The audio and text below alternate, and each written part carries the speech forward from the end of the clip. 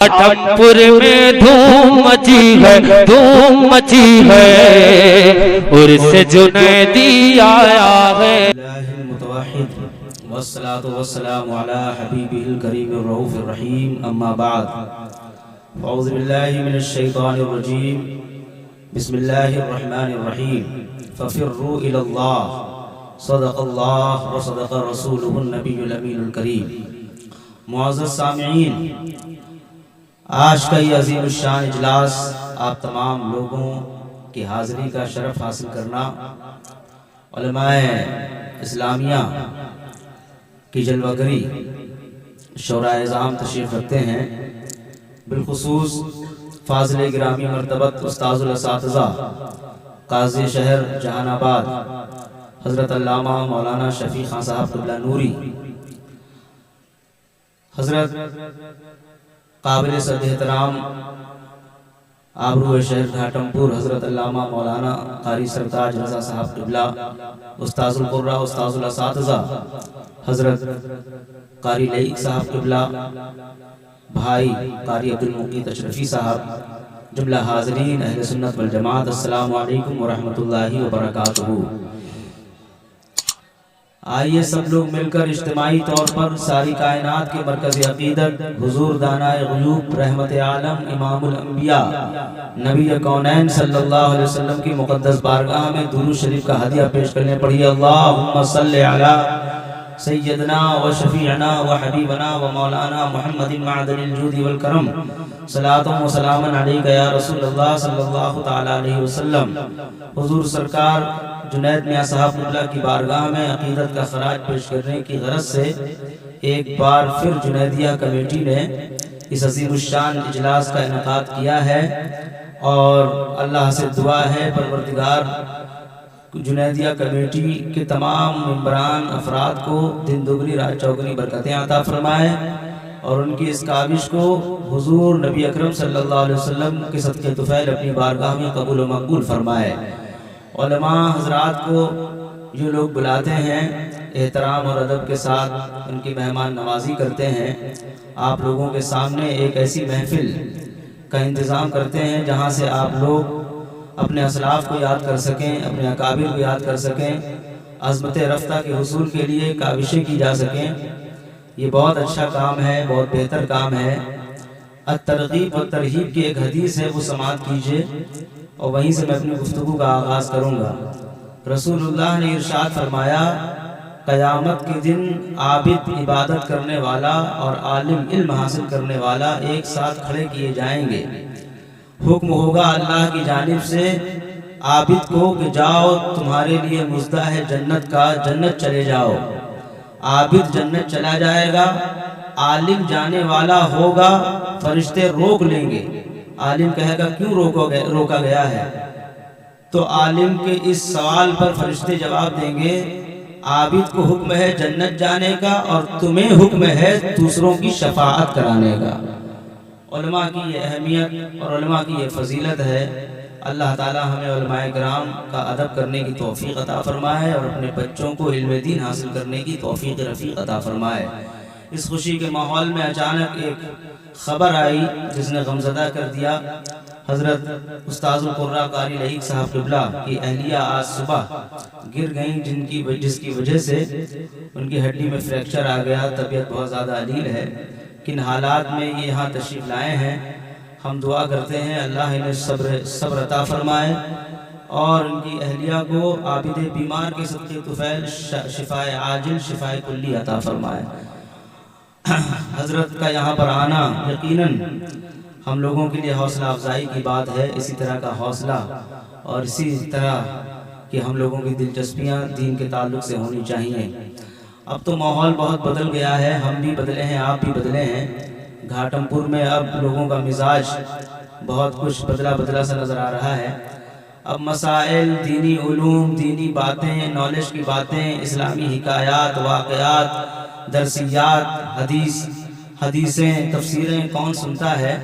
مجھے یاد ہے حضرت امام ابو یوسف رحمۃ اللہ علیہ کا ایک واقعہ طبقات ابن سعد میں روایت کیا اس کے مصنف نے، کہ امام ابو یوسف رحمۃ اللہ علیہ بیمار تھے، مرض الموت میں مبتلا تھے، اب آپ میری بات پر توجہ دے دیں، تھوڑی دیر کے لیے بہت زیادہ گفتگو نہیں کروں گا، وقت دامنگیر ہے، بڑے بڑے شعراء حضرات تشریف لائے ہیں، انہیں سماعت کرنا ہے، اور ایک بہت بڑے عالم کو اور ایک بہت بڑے خطیب کو، خطیب اعظم ہندوستان کو آپ لوگوں نے بلا رکھا ہے، حضرت ڈاکٹر شہریار صاحب قبلہ، آپ مکمل جامع خطاب ان کا سماعت کریں گے۔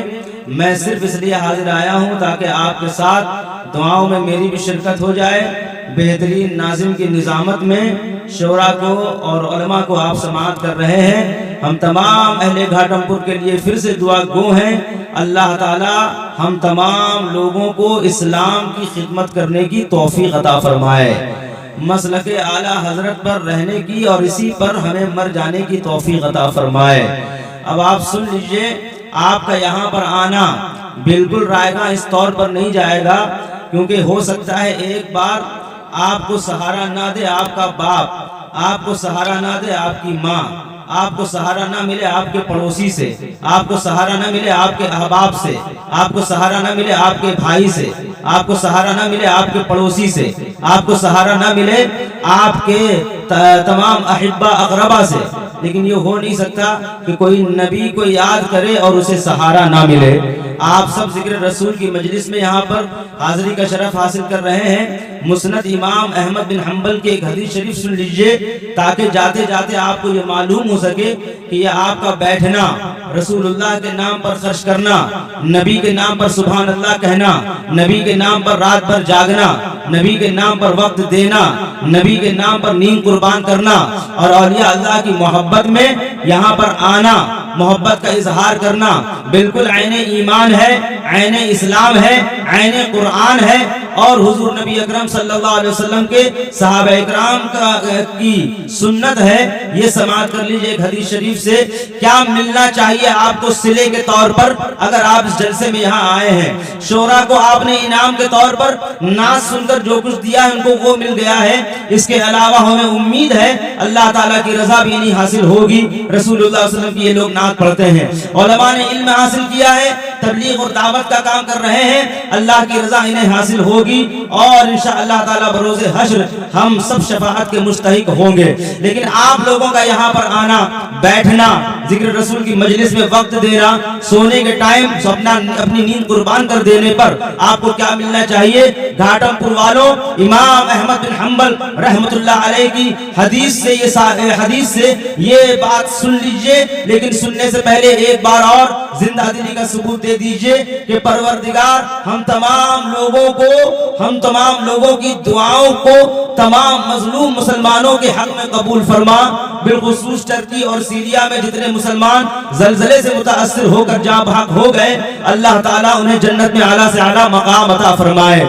ایک صحابی ہیں جو ابھی ایمان لائے ہیں، دیہات کے رہنے والے ہیں، شہر کی رونقوں سے بہت دور رہا کرتے ہیں، ان کے ہاں بجلی نہیں ہے، ان کے ہاں روشنی کا باضابطہ اہتمام نہیں ہے، کھیتی باڑی کرنے والی یہ شخصیت سیاہ فام ہے، کالے ہیں، اور کالے اور گورے کے درمیان 1450 سال پہلے کتنے امتیازات تھے، اس کا اندازہ آپ خوب لگا سکتے ہیں۔ وہ زمانہ تھا جب غریبی کی بنیاد پر کسی کو سلام نہیں کیا جاتا تھا، یہ وہ زمانہ تھا جب کسی کو کالے پن کی بنیاد پر بغل میں بٹھایا نہیں جاتا تھا، یہ وہ زمانہ تھا کسی کی غربت پر ہر کوئی ہنسا کرتا تھا، امیری اور غریبی کے درمیان بہت بڑی کھائی تھی۔ اسی زمانے میں رسول اللہ صلی اللہ علیہ وسلم کی آمد ہوئی، اور یہ دیہاتی شخص نبی اکرم صلی اللہ علیہ وسلم کی بارگاہ میں جا کر عرض کرتے ہیں، یا رسول اللہ میں ایک غریب دیہاتی ہوں، شہر نہیں گیا، شہر کی رونقوں سے واقف نہیں ہوں، اور شہر کی شہریت سے میں بالکل محروم رہا ہوں، میں کھیتی باڑی کرتا ہوں، درختوں کی پہچان رکھتا ہوں، اور کھیتی باڑی کر کے اپنا گھر چلاتا ہوں، سیاہ فام ہوں، گورا نہیں ہوں، کالا ہوں، اس لیے دنیا مجھے اچھی نگاہ سے نہیں دیکھتی، مجھے حقارت کی نگاہ سے اب تک دیکھا گیا ہے۔ حضور آپ کے بارے میں سنا ہے، آپ کے دامن میں ہر کسی کو سانس لینے کا موقع مل رہا ہے۔ حضور ہم نے سنا ہے آپ کے دامن میں جو کوئی بھی آ جاتا ہے تو پھر رنگ اور نسل کی بنیاد پر اسے نہیں دیکھا جاتا، ایمان کی بنیاد پر دیکھا جاتا ہے۔ میں آپ کے ہاتھ پر ایمان لانا چاہتا ہوں۔ رسول اللہ صلی اللہ علیہ وسلم نے آپ کو کلمہ پڑھا دیا، انہوں نے کلمہ پڑھ لیا، واپس چلے گئے۔ اب میں آپ کو ایک بات بتاتا ہوں، یہ مکہ کے بازار میں ایک دکان لگایا کرتے تھے، سبزی کی دکان، اور اور سبزی بیچا کرتے تھے، لیکن جب سے ایمان لائے ہیں زندگی نے کروٹ لی، تھوڑا بدلاؤ آیا۔ اب جب کھیتی باڑی کرتے ہیں تو کچھ تازی سبزیاں الگ کر لیتے ہیں، ان تازی سبزیوں کو سب سے پہلے یہ لے کر آتے ہیں حضور کی بارگاہ میں۔ دروازہ کھٹکھٹایا، مصطفیٰ نے دروازہ کھولا، السلام علیکہ یا رسول اللہ۔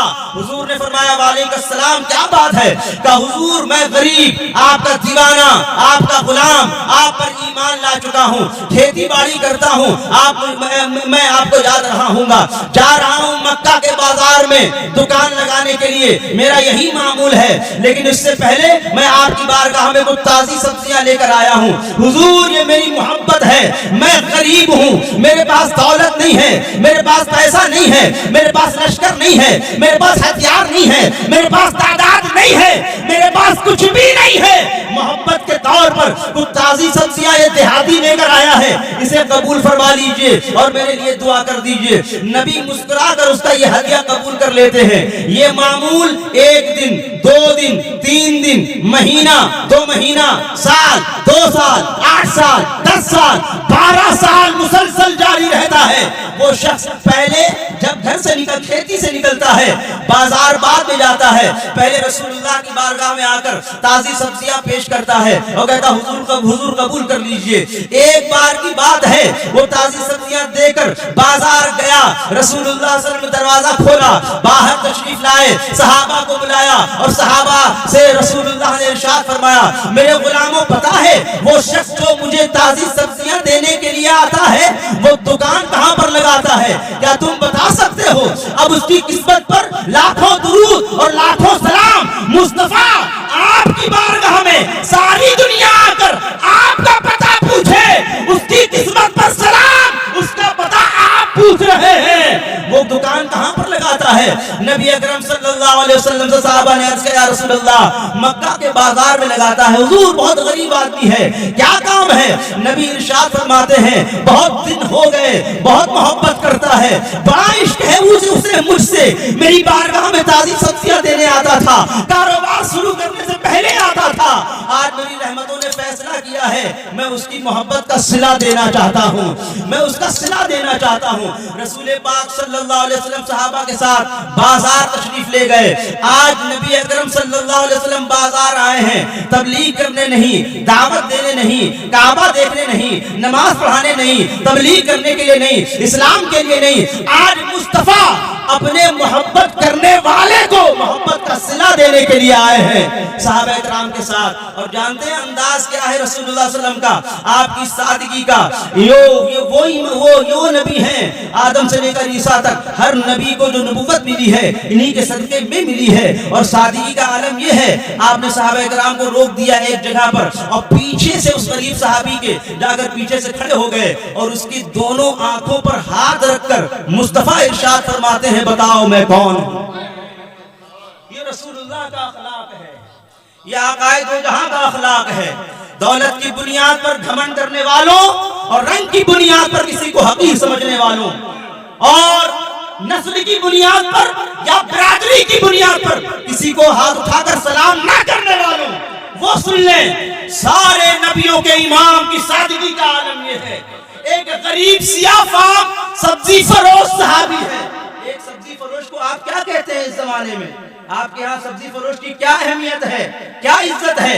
1400 سال ہو تو گئے، مسلمان ہونے کے بعد بھی آپ اسے کیا اہمیت دے پائے؟ ایمان کی بنیاد پر، اسلام کی بنیاد پر، کلمے کی بنیاد پر یا انسانیت کی بنیاد پر؟ یہی نا کہ وہ کنجر ہے، یہی نا کہ وہ کنجڑا ہے، یہی نا کہ وہ سبزی فروش ہے۔ یہ آپ کہہ سکتے ہیں، یہ وہ کہہ سکتا ہو، یہ وہ کہہ سکتا ہے جو خود چھوٹا ہو۔ مصطفیٰ اتنے بڑے ہیں کہ کسی غریب کو گلے لگا کر ہمیشہ کے لیے اسے بھی بلند کر دیا کرتے ہیں۔ یہ رسول اللہ کا اخلاق ہے۔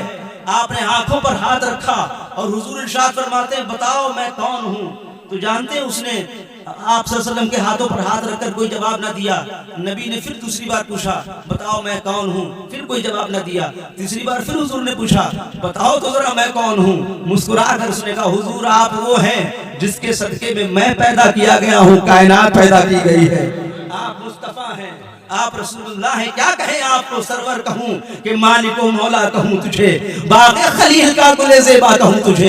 حضور آپ وہ ہیں۔ رسول اللہ صلی اللہ علیہ وسلم نے ہاتھ اٹھایا، اس کا ہاتھ پکڑا۔ آج اس غریب نے پوچھا حضور یہ منظر ہم نے کبھی نہیں دیکھا ہے، ہاشمی خاندان کا فرد سب سے اعلیٰ جس کو اللہ نے نبی اور رسول بنا کر بھیجا گیا ہے، ایک سبزی فروش کی دکان پر، ایک سبزی بیچنے والے کی دکان پر حضور خیریت تو کیا کرنے آئے ہیں؟ نبی ارشاد فرماتے ہیں میرے غلام گھبراؤ مت، آج تمہارے عشق کا صلہ تمہیں دینے کے لیے آیا ہوں۔ حضور میں نے کیا کیا ہے، صلہ کیا ملنا چاہیے؟ نبی نے ہاتھ پکڑا، آسمان کی طرف اٹھایا، مکہ والوں کو جمع کیا، اور جمع کرنے کے بعد رسول اللہ ارشاد فرماتے ہیں مکہ والوں گواہ ہو جاؤ، ہر شہری کا ایک دیہاتی دوست ہوتا ہے، میں بھی شہری ہوں، میں نے بھی ایک دیہاتی کو دوست بنا لیا۔ یہ رسول اللہ عطا کر رہے ہیں، ایک سبزی فروش کو عطا کر رہے ہیں، صلہ عطا کر رہے ہیں، محبت کا صلہ۔ میں نے بھی ایک دیہاتی کو اپنا دوست بنا لیا ہے، صرف یہیں تک نہیں، یہ میرا دوست دنیا میں بھی میرا دوست ہے، جنت میں بھی میرا دوست رہے گا۔ یہ رسول پاک صلی اللہ علیہ وسلم ہے۔ آج آپ کا ذکر رسول کی مجلس میں بیٹھنا، بیٹھیے اخلاص کے ساتھ، سچائی کے ساتھ، عشق رسول کے ساتھ، مسلک اعلیٰ حضرت کے تمام نظریات کو اپنے من میں لیے ہوئے میرا یقین ہے کہ قیامت کا دن ہوگا، اگر آپ کا عشق سچا ہے